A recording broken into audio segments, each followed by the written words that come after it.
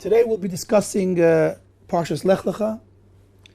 It begins with the verse Vayomer Hashem el Avraham Lech Lecha me'artzecha u'mimoladatecha u'beit avicha el haaretz asher ar'eka.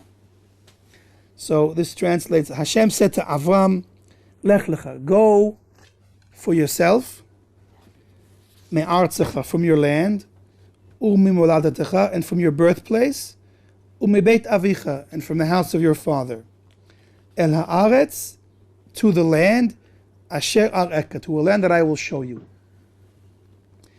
Now, we have to appreciate over here why Hashem mentions all of these details. Why does he have to specify, and what is really the deeper implication and meaning behind each of these terms, from your land, from your birthplace, and from the house of your father? Why are we mentioning each of these things specifically?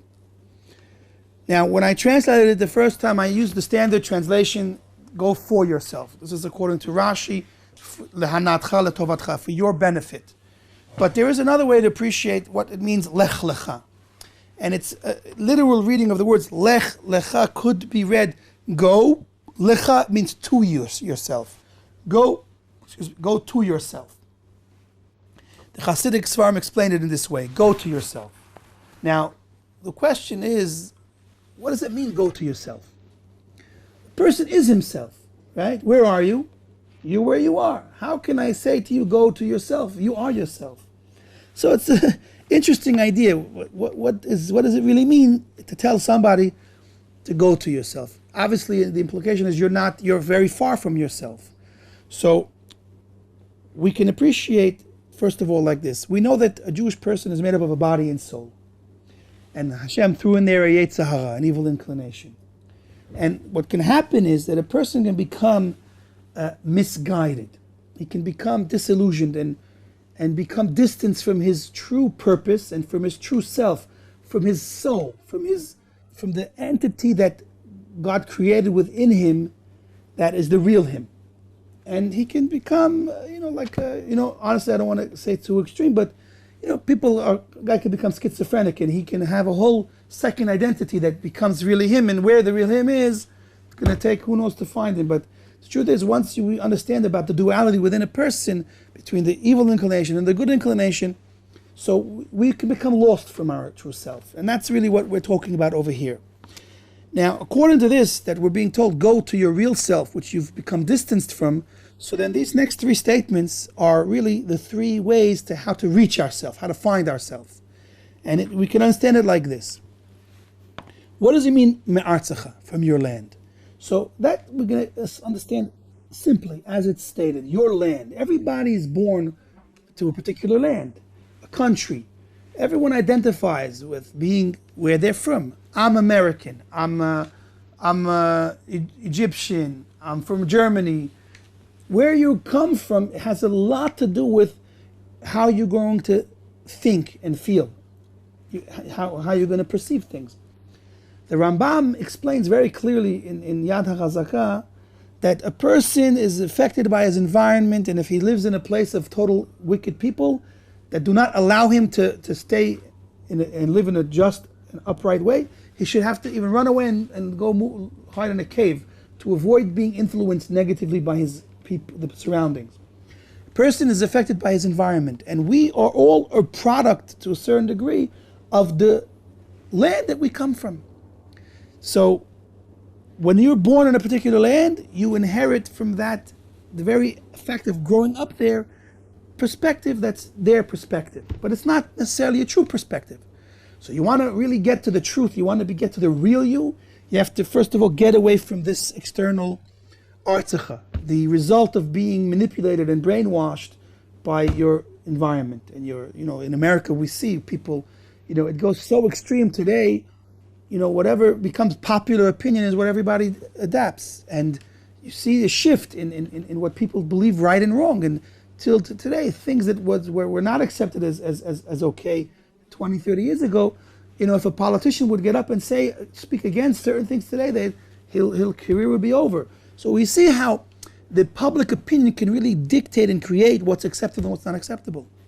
Anyway, so that's Artzacha, the influence of an environment. What's Moladatecha? So Moladatecha is where you were born. Now you're going to say, I just said where you were born. You were born in your birth, your land. But this is talking about a different birth. Everyone that's born is born with a certain emotional makeup and a spiritual makeup. He's born with predisposition to certain tendencies, behavioral tendencies, limitations. A smart child is born with potential to be smart. He has to harness it, but a person's born with already, so to speak, the spiritual and emotional DNA that's already there, and he has to develop it. So Moladatecha is the nature that a person's born with, the midot, his attributes. Now, nobody's born a tzaddik. A person has to work on himself. And so if a person just allows himself to follow his natural makeup, so if he has a tendency to be angry, so then if he lets it develop, he's going to become a very angry person. If he has a tendency to be selfish, all of the negative midot within a person, anger, selfish, pride, pleasure seeking, other things, so the Sifrei Musar, the books of Musar, explain that all of the negative midot that are found in a person are rooted in the arbor yisodot, the four elements where his physical makeup comes from: earth, wind, fire, and water. And these are the root of all of the negative attributes, and that's what a person's born with. And so our job is to overcome these negative attributes. If we allow the negative attributes to go in their way, they're going to just grow more negative. And so what happens is the Artzacha and the Moladatecha really work with each other, and they develop a monster. They create a monster. At the end of the day, take your average 20-year-old guy, and that's not, who knows what that is? That's not necessarily what he was born to become. That's what they made him. That's, made in America with all the other crazies. I mean, everywhere there's crazies. I'm not speaking bad about America, but you took a person, you brainwashed him from from society, and then he was born with all of these tendencies. So then he just fed off of it, and he became what he became. But that's not, in essence, what he was born to be. And I like to explain it like this: everyone play pinball. You have a pinball machine. So you take a pinball and you put it in the machine and you just hit it around, and it's being bounced around from place to place. That is the idea of a person's living on just a pure animalistic level of living, which is a result of what he was, his animal desires within, and the different things that he's been programmed to think and feel. So what's the solution? How do you break out of Artzacha and Moladatecha? So the way to break out of it is the last step. You have to break out of mi Beit Avicha. What's Beit Avicha? So Av, father, is connected with Chachma. So the last step in how to fix the problem is realizing this, that your Chachma, your mindset, is not a true mindset. You're not a real free thinker. You're not like a lot of people believe that I think the way I want to think. It's not true.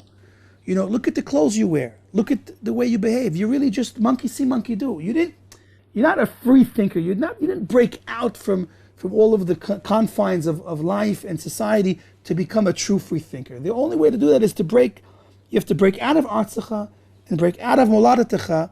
And the last step is, if you can accomplish that properly, then you break out of Beis Avicha. You can break out of this limited perspective of life, which is not even your free thinking, it's just your programmed thought process. And the result is the conclusion of the pasuk. If you can break out of Beis Avicha, so you can reach El Ha'aretz Asher Areka. That means that now you really have sight. You really have sight because you become a free thinker to think not what you've been programmed to think, but to see what God is really showing you. You open your eyes and you see the land that God is showing you. You see life and a world that's not anymore just tainted. It's the world that Hashem is showing you. You can reach the ultimate truth. And really that's the journey. When Hashem says to Avraham, Lech Lecha, He's telling this to every Jew. We are all have to do the journey of Avraham. And He's telling you the journey is to find the real truth. find the real truth. Because when you find the real truth, at the same time you find the real you.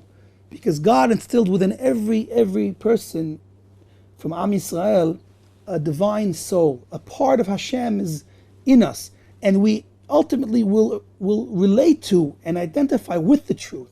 And when we allow the divine aspect that Hashem instilled within us, our essential connection that we have to Him, to flourish and to break out of the confines of the body and of society and of this brainwashed way of thinking, then we can see Hashem's world and we can see our role in Hashem's world and really do our part as Avraham, our forefather, did, and succeeded in, making a whole new way of life for his descendants. And we have to work to connect with that.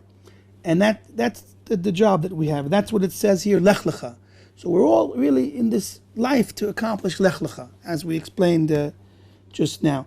One thing I want to point out and end with this visual analogy is it's not easy. It's not easy to go against the grain. What I like to compare it to is, imagine you're on a highway with, we'll make this a 10-lane highway, and you're there with cars on and all of a sudden, what is Hashem asking us to do? You have to stop, turn that car around, and go in the opposite direction. Is that easy? Not at all. That's what Avraham accomplished. Avraham was one person born in Ur Kasdim, and he was surrounded by idol worshippers and evil people stuck in their evil ways. And he, as a child, worked hard to get to the truth of life. He investigated and experimented, and the way the Rambam explains it, he worked so hard to find the truth and to find God, that God said, I'm going to reveal myself to you more than I revealed myself to anyone ever in the world, because you worked so hard to find me and find the truth. And so we are also living the life of Avraham. We're coming from America, coming from France, coming from wherever we come from. It's not easy to break out, but that's the job that we've been given, and that is the ultimate reward, is finding true life and true purpose. And we have to work hard to do that about face and to really come to see the light of truth and to live a godly life in this world. And that's our purpose. And with that we will merit bringing Mashiach and bringing the whole world to the light of truth. But we have to start one by one doing our part. Okay? Everyone have a good Shabbos, and be well.